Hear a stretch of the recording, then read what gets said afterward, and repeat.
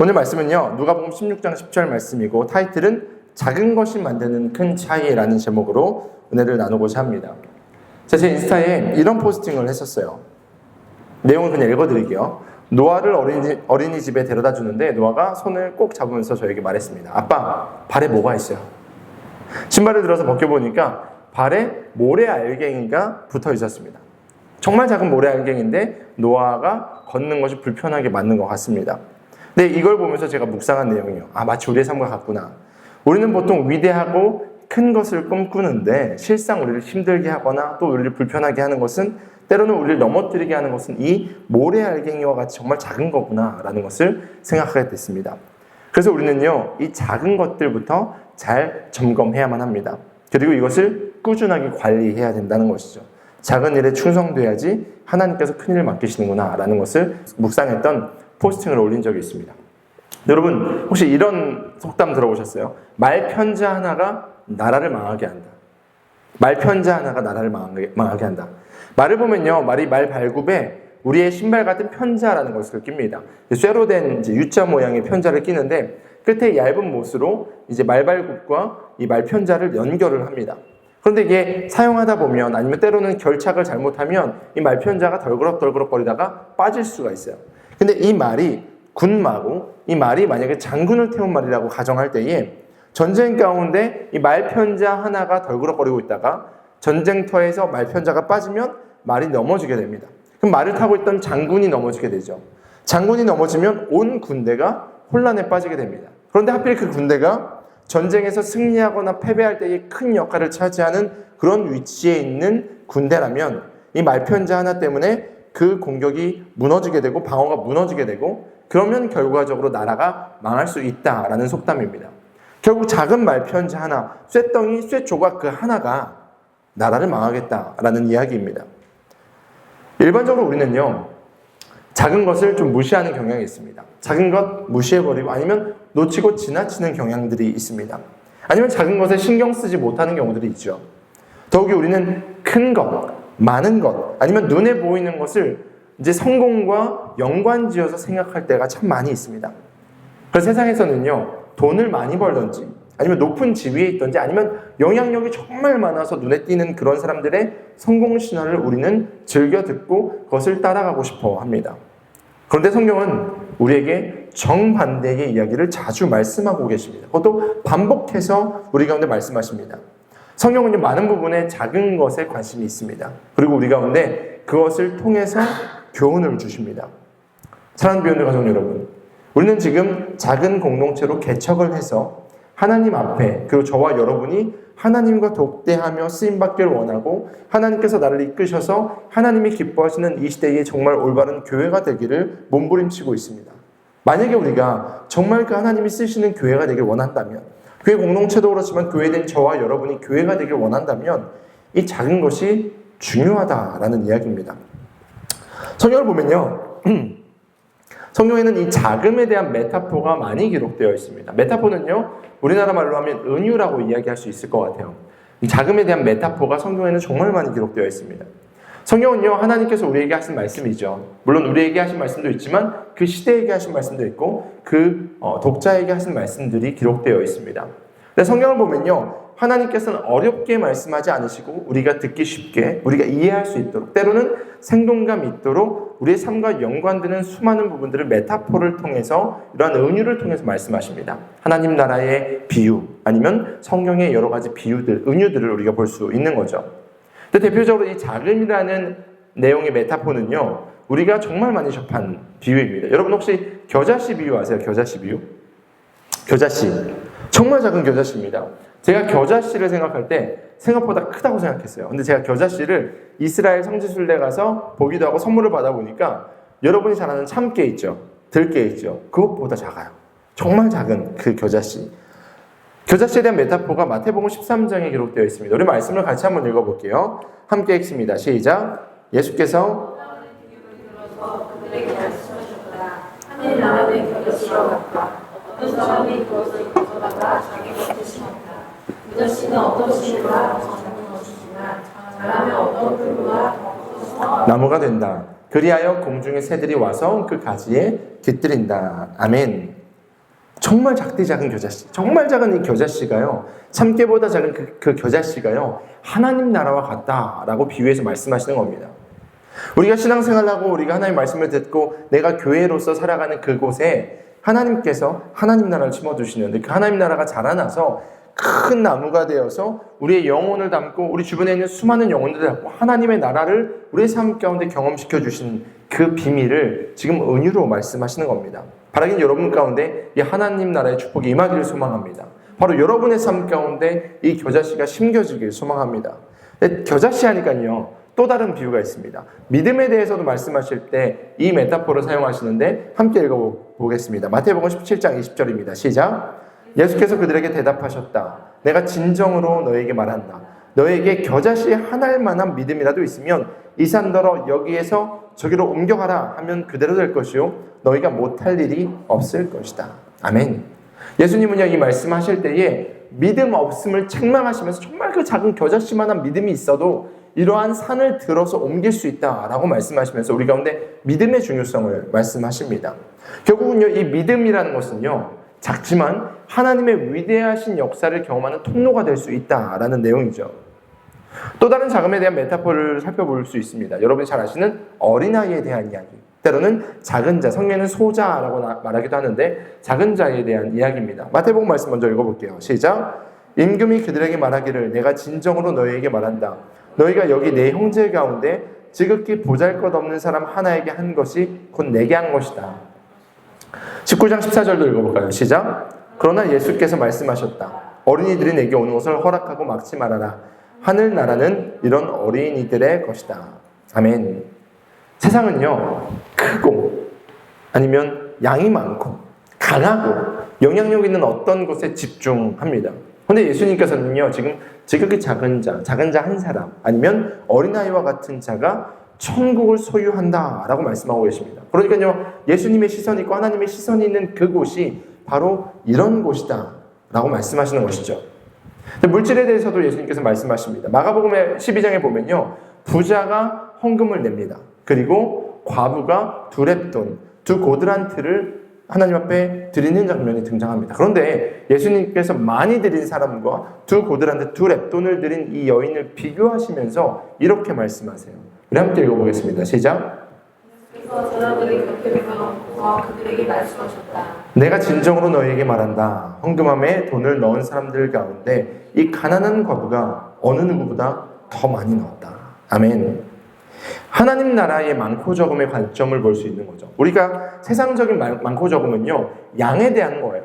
양이 많고 적고를 집중합니다. 그런데 하나님이 말씀하시는 많음은요, 세상의 적음 가운데 있을 수 있다는 거죠. 우리 가운데 되게 큰 메시지입니다. 중심을 보시는 그 하나님, 이 여인, 이 과부가 드린 두 렙돈은요, 자신의 전부였어요.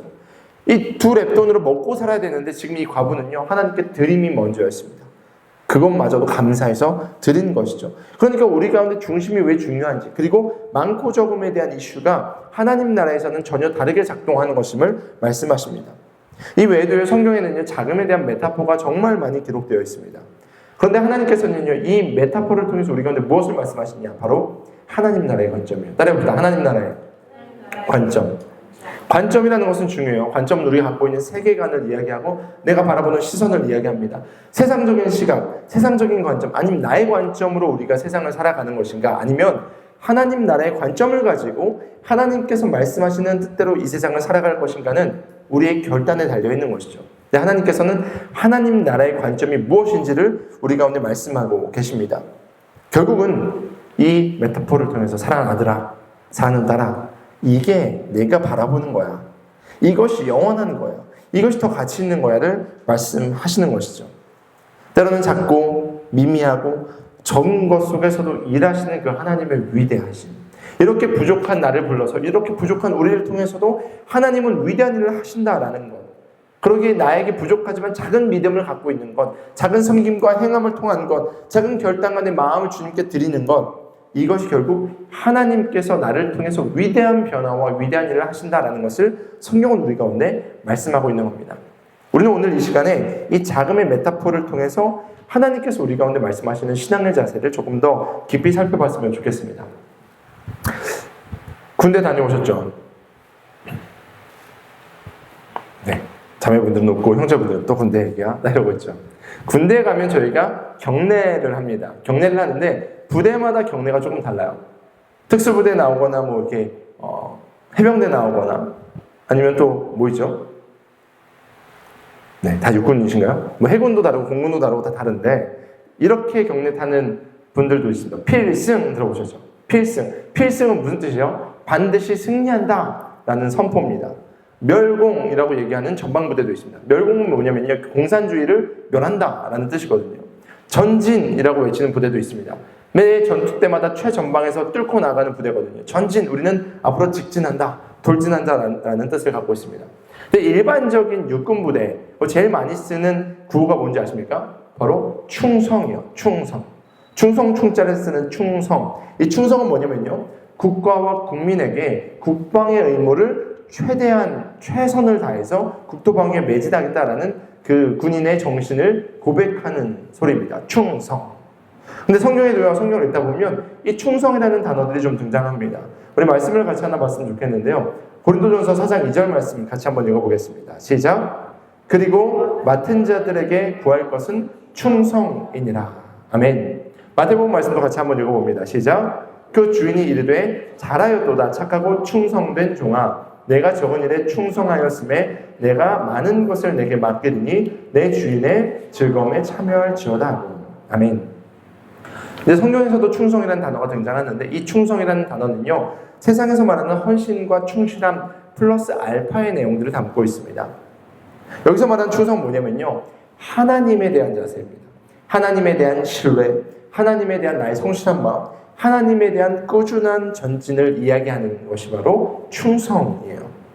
그러니까요, 성경은요, 충성이라는 단어를 쓸 때 조금 더 관계적인 내용으로 충성이라는 단어를 쓴다는 것이죠. 단순하게 맹목적인 충성을 이야기하는 것이 아니고요, 하나님과 충성을 얘기하는 그 사람의 관계를 성경은 말하고 있는 것입니다.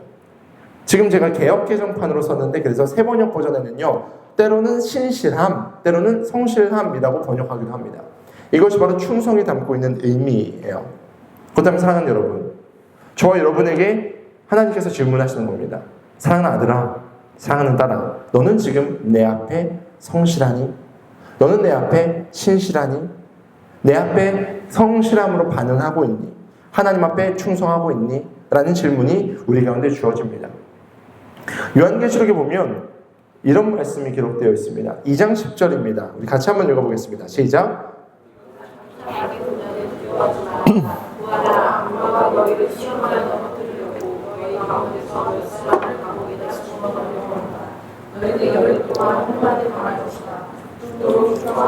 그리하면 내가 생명의 면류관을 너에게 주겠다. 아멘. 계속 말씀처럼 마지막 때가 오면 우리를 시험하고 넘어뜨릴 수 있는 수많은 요소들이 있습니다. 그때에 우리가 하나님 앞에 충성하느냐 아니면 세상에 충성하느냐, 여기서 판가름이 날 것이다 라는 것이죠. 마음이 흔들리고 마음을 빼앗겨서 때로는 넘어지고 쓰러져서 결국은 하나님 앞에 신실함을 버려버리고 내가 세상에 속해 있을 것인가, 아니면 나를 살리시고 구원하시고 사명 주신 그분의 부름 앞에 힘들고 어렵지만 성실하게 나아갈 것인가 라는 질문이 지금 요한계시록 2장 10절이 우리 가운데 하시는 말씀입니다.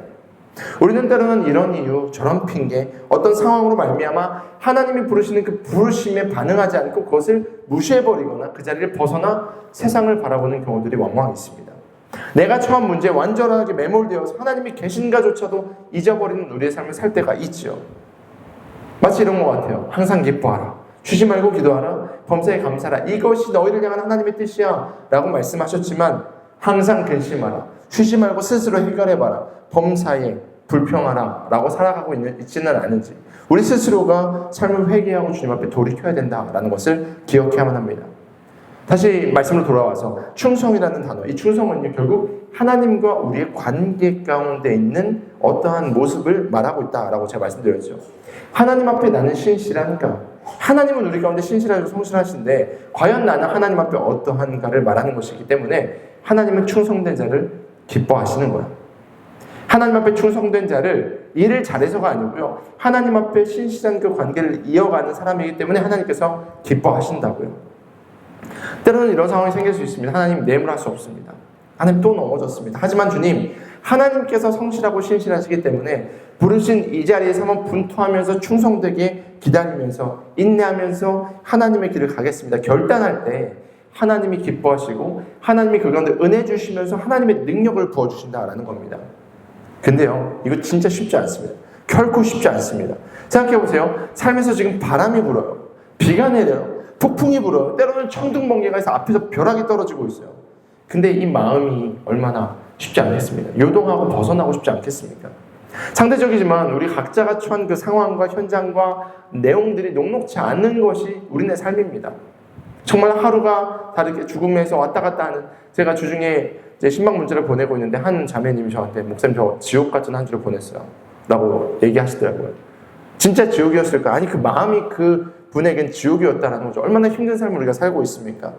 그런데 충성한다는 것은요, 그런 상황임에도 불구하고 앞에서 저희가 살펴본 말씀처럼 우리가 이러한 정말 불같은 시험을 당할 때에 죽도록 충성할 때 하나님이 우리 가운데 생명의 면류관을 주시겠다 약속한 것을 누릴 수 있는 그것, 이것이 바로 충성이라는 겁니다. 그런데 하나님이요, 우리 삶의 현장에서 너 그냥 충성되게 있어야 돼 라고 말씀하지 않으셨다라는 겁니다. 성경을 보면 우리가 충성할 수 있는 이유는요, 내 힘으로 할 수 없지만 성령의 능력으로 가능하다라고 말하고 있습니다. 성령의 9가지 열매를 보면요, 사랑과 희락과 평화 쭉 나오다가 충성과 온유와 절제다라고 이야기하고 있습니다. 즉 충성이라는 것도요, 성령이 맺게 하시는 내 삶의 열매라는 거야. 말씀을 같이 한번 읽어볼까요? 갈라디아서 말씀입니다. 시작. 오직 성령의 열매는 사랑과 희락과 화평과 오래 참음과 자비와 양선과 충성과 온유와 절제니 이 같은 것을 금지할 법이 없느냐. 할렐루야. 그러니까 하나님이 기뻐하시는 충성은요, 우리 가운데 억지로 요구하시는 것이 아니라 우리가 성령 안에서, 우리가 하나님 안에서 하나님의 뜻대로 우리가 그 자리 가운데 순종하고 있을 때에 하나님이 부어주신 능력으로 말미암아 성령이 맺게 하시는 열매라는 겁니다. 열매는요, 나무가 열매 맺어야지 하고 맺혀지는 것이 아니라 나무가 뿌리 내리고 있으면 자연스럽게 맺어지는 것을 이야기하는 것입니다. 사랑하는 여러분, 하나님의 말씀 가운데, 하나님의 뜻 가운데, 주님 가운데 깊이 뿌리 내리셔서 이 충성의 열매를 맺으시길 도전합니다. 하나님은요, 이 충성된 여러분과 하나님과의 관계를 통해서 하나님은 은혜 베푸시길 원하시는 분이심을 믿으시길 소망합니다. 하나님은요, 주고 싶은 게 많은 아버지세요. 제가 이제 노아를 키우다 보면 노아에게 가끔씩 이제 몰래 선물을 살 때가 있어요. 그리고 하나씩 꺼내서 줄 때가 있습니다. 그러면요, 노아가 와서 막 뽀뽀하고 안고 아빠 사랑해요 이래요. 아빠라는 그런 존재더라고요. 하나님 아버지는요, 우리 가운데 시험하시고 힘들게 하시고 어렵게 하시는 분이 아니라 사실 그 관계를 통해서 더욱더 하나님을 알아가고 성장해서 결국은 하나님이 주시는 아름다운 선물을 누리기를 원하시는 아버지심을 믿으시길 소망합니다. 그 아버지가 지금도 말씀하십니다. 사랑하는 아들아, 사랑하는 딸아, 충성해야 돼. 충성해야 돼. 근데 오늘 본문은요, 그 충성으로 말미암아 우리가 하나님의 사역에 동참하고 쓰임받는 자가 될 것인데, 그러기 위해서 우리가 먼저 충성해야 될 것이 무엇이냐? 바로 작은 것이다 라고 말씀하고 계십니다. 따라합시다. 작은 것에 충성되자. 작은 것에 충성되자. 맞아요. 우리가 얼마나 작은 것이 중요한지 앞부분의 서두에서 나눴습니다. 어쩌면 너무 하찮아 보이고 어쩌면 우리가 무시해버릴 수도 있고 아니면 지나쳐버릴 수도 있는 그 작은 것이요, 사실 중요한 것들입니다. 이 작음의 차이가 결국 큰 열매가 됨을 저희는 볼 수 있습니다. 지금 내가 아무것도 아닌 것 같은 내 뿌리가 어디 박혀있느냐에 따라서 성령의 열매가 맺히기도 하고 세상의 열매가 맺히기도 합니다. 성령의 열매가 아니라 죄의 열매를 맺을 때도 있습니다. 이 작은 것이 중요하다 성경은 말하고 있습니다. 그래서 오늘 특별히 구체적으로 하나님 앞에 충성되게 가져야 되는 몇 가지 자세를, 우리 공동체에게 주시는 몇 가지 자세를 나누길 소망합니다. 먼저 첫 번째로 따라해봅시다. 작은 시간에 충성해야 합니다. 우리는요, 작은 시간을 허비하는 시대를 살아갑니다. 정말 쪼개 삶을 살아가고 있지만 여러분의 삶 가운데 정말 작은 시간들이 낭비될 때가 많이 있습니다. 우리 쇼츠나 릴스나 핸드폰 게임이나 SNS나 광고나 여러 가지가 우리의 시간들을 뺏어가는 시대를 살고 있습니다. 그걸 모두 무시할 수 없는 그런 시대를 살아가고 있습니다. 그런데 우리는요, 이 수많은 조각같이 틀어져 있는 그 시간들을 하나로 보면 이게 큰 시간이 되고 결국 이게 우리의 삶이 됨을 알 수 있습니다. 옛날에 요즘은 잘 모르겠는데 제가 이제 맥을 써서 윈도우 컴퓨터 쓰면 조각 모음이라는 걸 했어요. 하드가 있으면 지금은 또 SSD지만 HD 하드를 쓰면 이렇게 필름처럼 기록이 되는 거잖아요. 너무 옛날 사람 같나? 기록하다 보면 기록하고 지우고 기록하고 지우다 보면 이 가운데 중간중간에 갭이 생기잖아요. 그럼 조각 모음이라고 이걸 싹 모아서 완전하게 비어있는 자리를 확보하는 걸 조각 모음이라고 이야기해요. 그러다 보면 빈 공간이 이렇게 그림으로 있는데 이제 시각으로 보여주죠. 빈 공간이 많은데 모으다 보면 이만큼의 공간이 생길 때가 있습니다. 여러분의 삶의 짜투리의 시간을 여러분은 모아서 여러분의 인생을 만드는데 여러분은 어디에 그 시간을 쓰고 있습니까? 성경은 말하고 있습니다.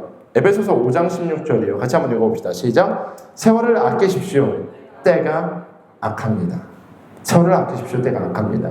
저에게도 하는 말씀이에요. 저도 모르게 저도 시간을 이렇게 낭비할 때가 많이 있거든요. 근데 성경은 말합니다. 세월을 아껴.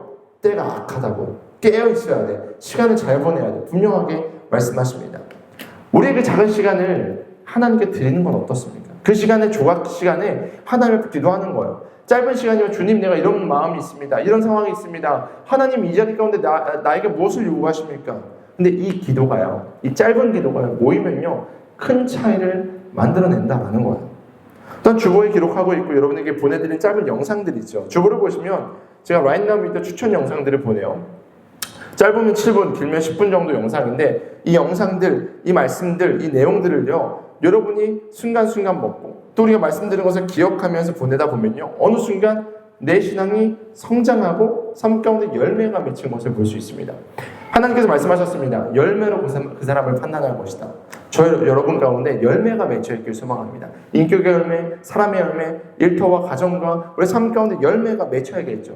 그렇다면 이 세월을 아끼십시오. 때가 악합니다. 이 말씀을 기억하면서 작은 시간에 충성해야만 합니다.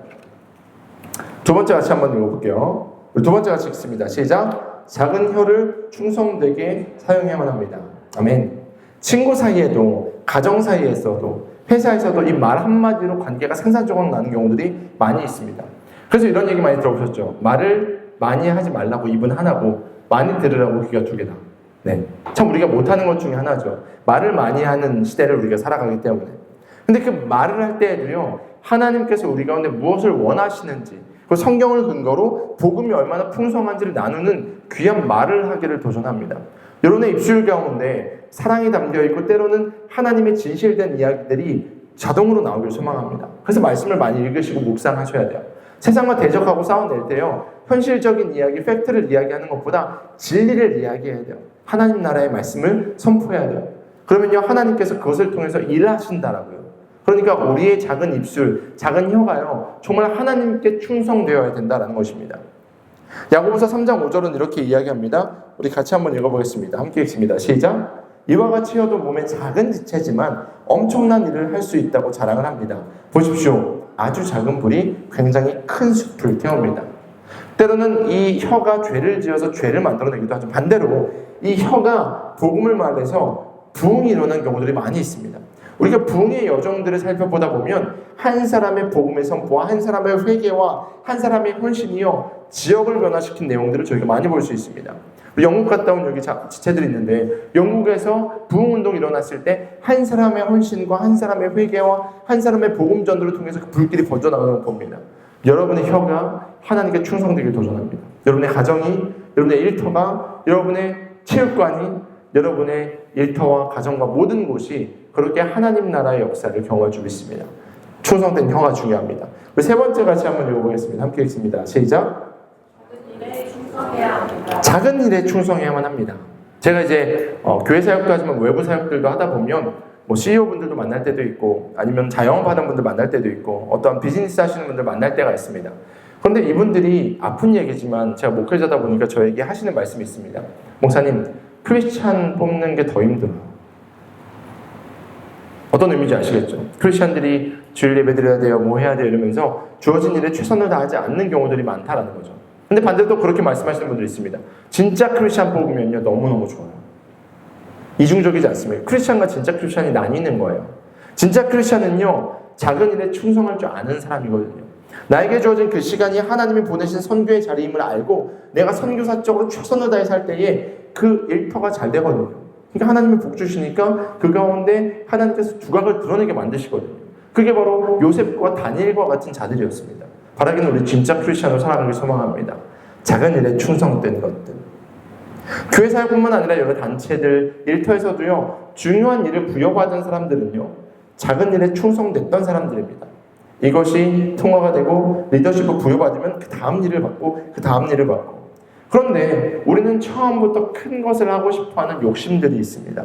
그래서 마태복음 25장에 보면요, 작은 일에 충성된 종에게 내가 더 큰 것을 맡겨줄게 하시면서 일꾼들에게 수준별로 일을 맡기는 내용들을 저희가 볼 수 있습니다. 네, 이 내용이요, 아까 말씀드린 것처럼 가정에서도, 일터에서도, 직장에서도, 아니면 교회에서도 이 원리들이 마찬가지로 이어지는 것이죠. 다른 가족들을 위해서 하나님 앞에 기도하며 그 가족 구성원을 돌볼 때에, 내가 힘들고 어렵지만 퇴근하고 와서 설거지 한번 해서 부모님께 아니면 섬길 때에 하나님은 그 섬김을 또 그 작은 것을 통해서 더 큰 것을 맡기시는데, 여러분이 앞으로 가장이 되고 여러분이 앞으로 엄마가 되고 여러분이 앞으로 부모가 될 때에 그 가정을 이끌어 나갈 수 있는 기름 부으심과 능력을 주시는 겁니다. 마찬가지입니다. 회사에서도 내가 마치 오너처럼 오너십을 가지고 회사 일을 감당하고 누구보다 회사를 사랑하고 어떻게 하면 이 회사에 좋은 수익을 낼 수 있을까에 대한 고민을 하면요, 자연스럽게 일의 능률도 오르고요, 승진도 하고요, 더 좋은 프로젝트를 맡게 되는 겁니다. 교회에서도 마찬가지입니다. 남들이 보지 못하는 작은 쓰레기를 줍기도 하고 혼자 있는 누군가를 위해서 기도해주고 손을 내밀 때에 하나님은 더 사랑으로 돌볼 수 있도록 하나님께서 사람을 붙여주시고, 때로는 힘들지만 어렵지만 직분도 맡겨주시고, 때로는 영적인 리더십을 세우심을 경험하게 됩니다. 그러니까요, 우리는, 저와 여러분 모두는요, 우리는 보내신 그곳에서 그 시간과 그 장소에서 충성을 다하는 매일을 살아내야만 합니다. 이것이 하나님이 기뻐하시는 일이에요. 자, 예화를 하나 나누고 말씀을 마무리했으면 좋겠는데요. 한 사람이 소형 보트를 하나 가지고 있었습니다. 그럼 이거 배터리 있는지 한번 봐주세요. 봄철이 되면요, 이 소형 보트에 식구들을 태우고 호수에 나가서 막 낚시를 즐기면서 이제 여름이 지나고 나면 배를 끌어다가 창고에 넣어서 겨울을 보내고 이렇게 하곤 했습니다. 그런데 이제 여름이 지나가서 이제는 이것을 잘 보관해야 돼서 창고로 집어넣고 있는데 배 밑창에 정말 작은, 손톱보다 작은 구멍이 뚫린 것을 보게 되었습니다. 그러니까 이 주인이 이거 내년에 배 타기 전에 한번 고쳐야겠다 생각을 했습니다. 그리고 나서 우선은 페인트 칠을 하고 보관을 해야 되니까 페인트 칠하는 칠장이를 불러서 칠을 말끔하게 하고 그리고 창고에 넣어두었습니다. 근데 봄이 됐어요. 이제 계절이 2계절이나 지났죠. 봄이 되고 나서 아들이 둘이 있었는데 아들이 막 보트 타고 싶어 해가지고 보트에 구멍이 뚫린지도 모르고 이 주인이 보트를 자녀들에게 내어줬습니다. 보트 타고 놀아. 아이들은 아무 생각 없이 호숫가에서 배를 타고 놀았습니다. 아이들이 호수로 나가지 몇 시간이 지났는데 그때 이 사람이 갑자기 생각난 거예요. 맞다. 배에 구멍 뚫렸지. 갑자기 온몸에 소름이 돋으면서 땀이 나면서 큰일 난 거예요. 우리 애들은 아직 수영도 할 줄 모르고 아직 노 젓는 것조차도 서투른데 어떡하지 하면서 다급하게 호수로 뛰어나갔습니다. 그런데 놀랍게도 아이들은 보트를 타고 재미있게 놀고 있는 거예요. 아무런 문제가 생기지 않았습니다. 허둥지둥 아이들을 불러가지고 배를 다시 한번 정박해서 배 밑창을 살펴봤는데 배에 구멍이 사라진 거예요. 페인트 칠하면서 구멍이 메꿔진 것을 발견했습니다. 이 사람은 얼마 지나서 선물 좋은 걸 사가지고 이 보트를 칠해줬던 칠장이 집에 쫓아가서 문을 두드리고 좋은 선물을 내밀었습니다. 그러니까 이 페인트를 칠했던 사람이 너무 깜짝 놀란 거예요. 무슨 일이세요? 무슨 일이세요? 이렇게 얘기하니까 이 사람이 이렇게 이야기합니다. 배에 칠값을 드렸는데 제가 정말 중요한 걸 못 드렸습니다 하면서, 당신이 칠을 하면서 구멍을 막아줘서 우리 아이들이 살았습니다. 당신의 성실하심에 감사합니다 하면서 선물을 전달했다라는 예화입니다. 바로 이처럼 하나님께서는 이 시대에 충성된 한 사람을 찾고 계십니다. 오늘 이 시대에 얼마나 많은 크리스찬들이 있는지 모릅니다. 그런데 많은 크리스찬들은요, 하나님께 쓰임받고 싶어 해요. 하나님의 위대한 사역에 동참하고 싶어 합니다. 그런데 실상 우리는 작은 것을 쉽게 지나칠 때가 많이 있습니다. 사랑하는 여러분, 저와 여러분에게 주어진 우리의 시간과 우리의 언어와 우리의 사역들 모두 충성되게 감당하길 소망합니다. 그럴 때에 하나님이 작은 것에 충성된 사람에게 더 큰 것을 맡기시고 작은 나지만 위대한 하나님의 일을 경험하게 하실 줄 믿습니다. 하나님은요, 여러분의 인생을 위대하게 하실 수 있는 분이십니다. 믿으십니까? 하나님은요, 여러분의 인생을 변화시키시는 분이십니다. 믿으십니까? 하나님은 여러분을 통해서 하나님의 위대한 일을 경험시키시는 분이십니다. 믿으십니까? 그렇다면 이번 한 주간에 이 작은 것을 통해서 일하시는 하나님의 말씀에 집중하면서 우리가 주신 마음에 순종함을 결단함을 바를 때기를 도전합니다. 내가 생각하는 내가 아니라, 내가 생각하는 우리 이 시간 이 장소가 아니라 하나님이 생각하시는 그 비전과 방향을 바라보며 순종하며 나아가는 우리가 되었으면 좋겠습니다. 사랑 여러분, 충성합시다. 충성합시다. 세상의 충성이 아니라 하나님 앞에 충성하는 저와 여러분 모두가 되기를 소망합니다. 함께 자리에서 일어나서 마지막으로 찬양했으면 좋겠습니다. 우리 하나님의 부르심 아까 불렀던 찬양인데요. 다시 한번 불렀으면 좋겠는데, 하나님, 내가 충성되게 주님 앞에 나아가겠습니다. 작은 것에도 충성되게, 내 말에도, 내 행동에도, 내 일터에도, 내가 속한 이곳에서 충성되겠습니다. 고백하며 함께 찬양하기도 하겠습니다.